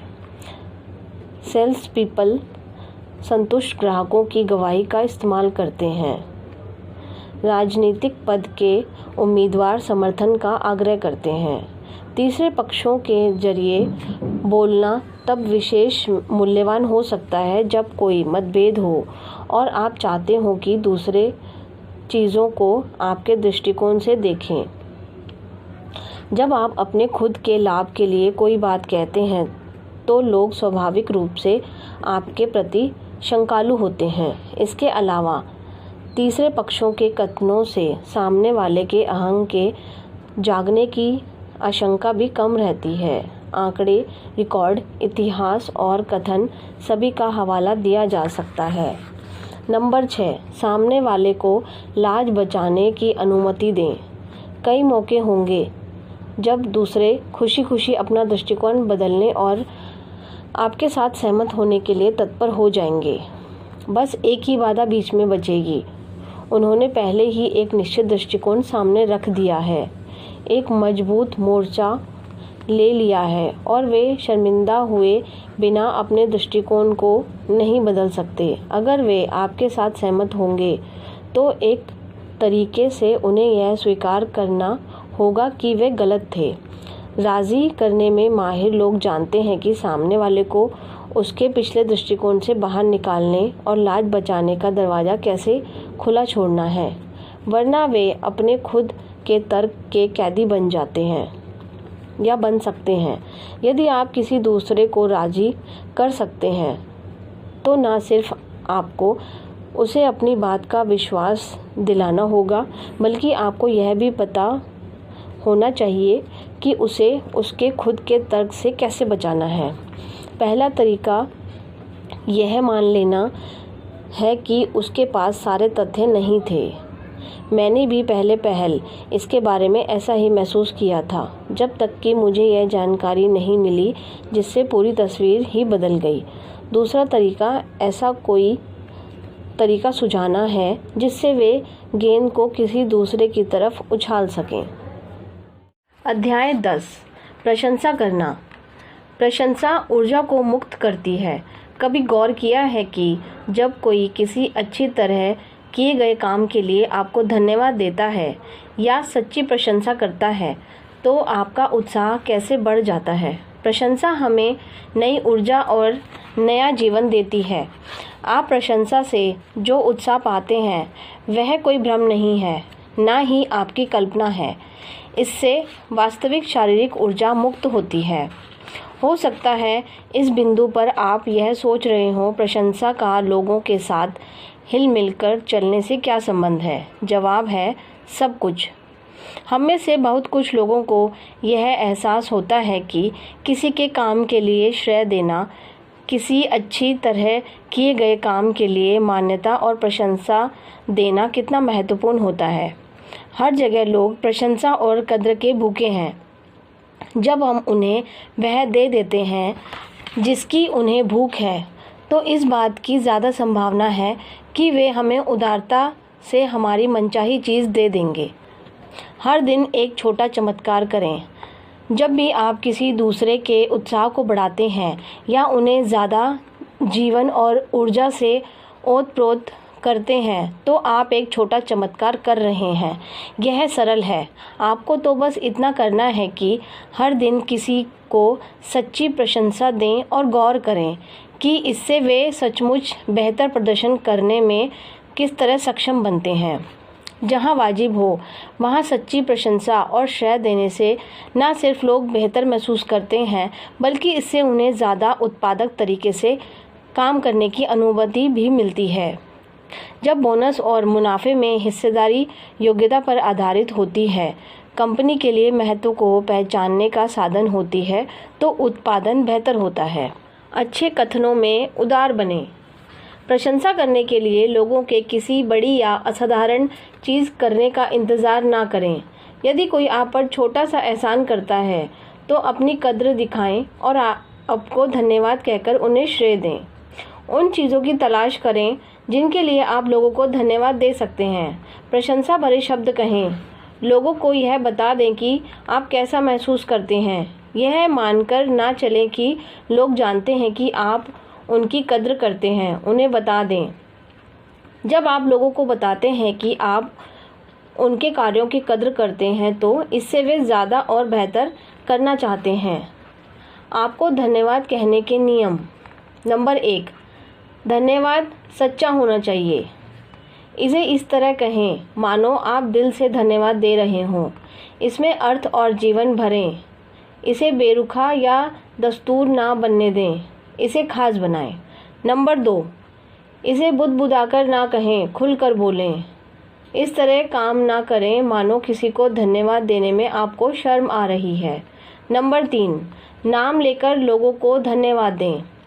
लोगों का नाम लेकर अपने धन्यवाद को व्यक्तिगत बनाएं। यदि समूह में कई लोगों को धन्यवाद देना हो तो सिर्फ यह ना कहें हर एक को धन्यवाद, बल्कि हर व्यक्ति का नाम लें। नंबर 4, जब आप लोगों को धन्यवाद दें तो उनकी तरफ देखें। यदि वह धन्यवाद देने लायक हैं तो देखने लायक भी हैं। नंबर 5, लोगों को धन्यवाद देने पर काम करें। उन चीज़ों की चेतन रूप से और जानबूझकर तलाश करें जिनके लिए आप दूसरों को धन्यवाद दे सकते हैं।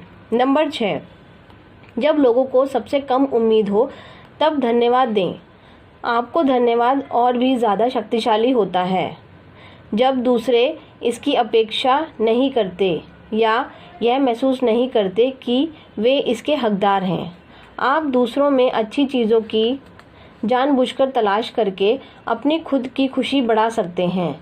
ऐसा करते समय हमारा ध्यान खुद पर से हट जाता है।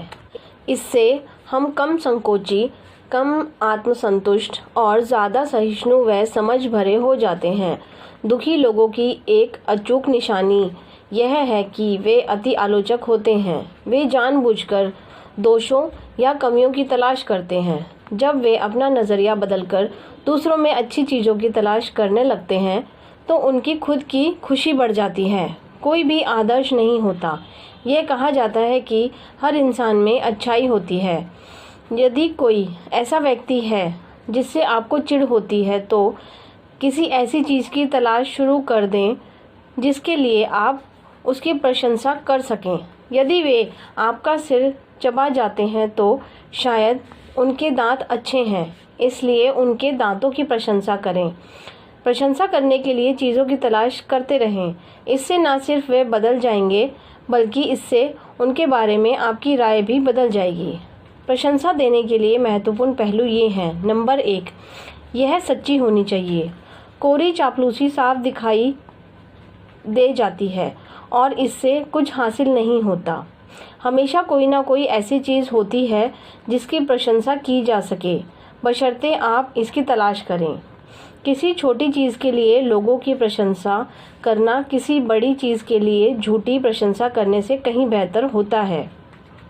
नंबर 2, व्यक्ति के बजाय काम या गुण की प्रशंसा करें। लोगों के बजाय उनके कामों की प्रशंसा करें। जब आप किसी काम या गुण की प्रशंसा करते हैं तो आपकी प्रशंसा विशिष्ट होती है और ज़्यादा सच्ची लगती है। लोगों को सटीकता से पता चल जाता है कि किस चीज़ के लिए उनकी प्रशंसा की जा रही है। हर दिन 5 सच्ची प्रशंसाएं करके अपनी खुद की खुशी और मानसिक शांति बढ़ाएं, जैसा कि अध्याय 2 में सलाह दी गई है। अध्याय 11, लोगों को आहत किए बिना उनकी आलोचना करना। जब हम लोगों से कहते हैं मैं इसे अपनी खुद की भलाई के लिए बता रहा हूँ, तो ज़्यादातर समय हम ऐसा नहीं कर रहे होते हैं। हम अपने खुद के अहम को बढ़ाने के लिए उनमें किसी दोष की ओर संकेत करते हैं। मानव संबंधों की सबसे आम असफलताओं में से एक यह है कि हम दूसरों के आत्मगौरव को कम करके खुद के महत्व की भावनाओं को बढ़ाने की कोशिश करते हैं। बहरहाल ऐसे मौके होते हैं जब हमें अपने साथ या अपने अधीन काम करने वाले लोगों के दोष बताने और सुधारने की ज़रूरत होती है। इसे सही तरीके से करना सचमुच एक कला है और यह एक ऐसी कला है जिसमें बहुत कम लोग माहिर हैं। आलोचना को एक नई रोशनी में देखें।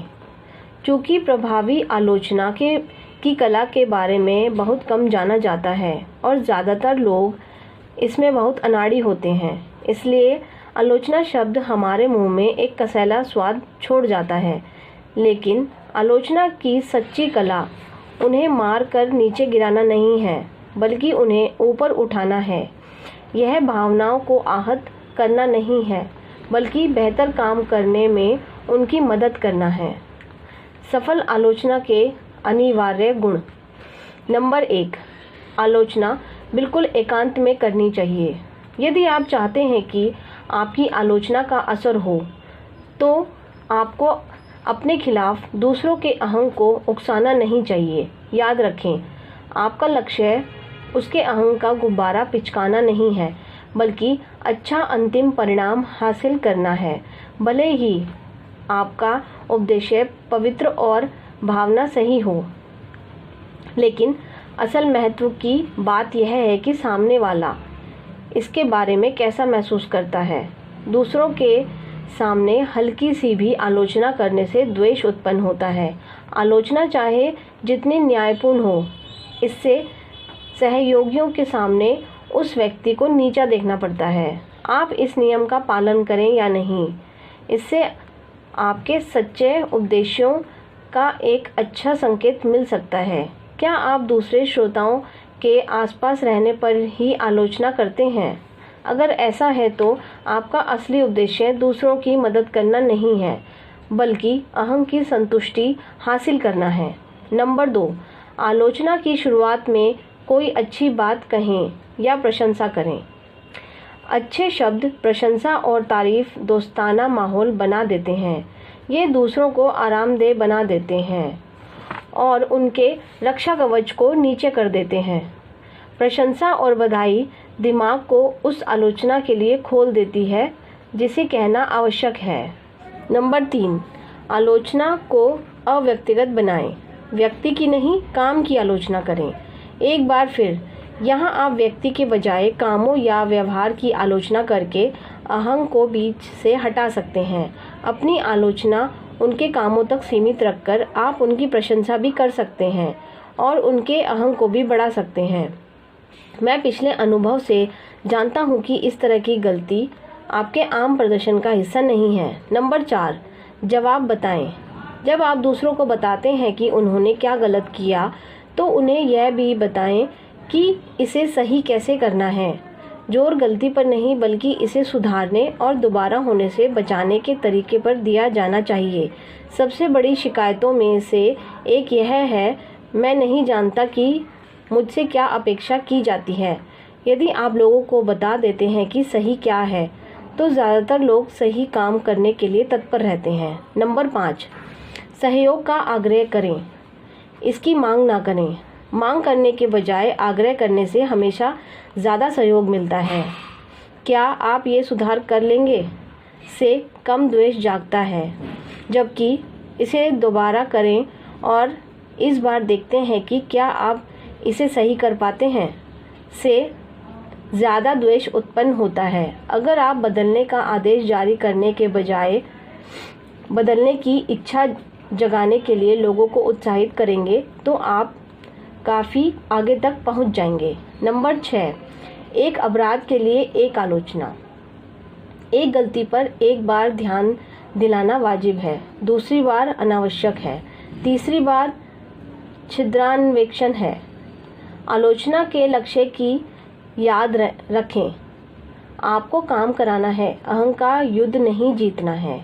मन में जब भी अतीत के गड़े मुर्दे उखाड़ने का या किसी भूली बिसरी गलती को दोहराने का प्रलोभन जागे, तो याद रखें कि इस पर लगातार केंद्रित रहना कारगर नहीं होता। नंबर 7, दोस्ताना अंदाज पर ख़त्म करें। जब तक कि कोई मुद्दा दोस्ताना अंदाज पर ख़त्म करके ना सुलझाया जाए, तब तक यह पूरा नहीं होता। ऐसी तलवारें ना लटका रखें जिन पर बाद में विचार किया जाएगा। मुद्दे को सुलझा लें और उसे दफन कर दें। विश्वास जताते हुए अपनी बात पूरी करें। मैं जानता हूँ कि मैं आप पर भरोसा कर सकता हूँ।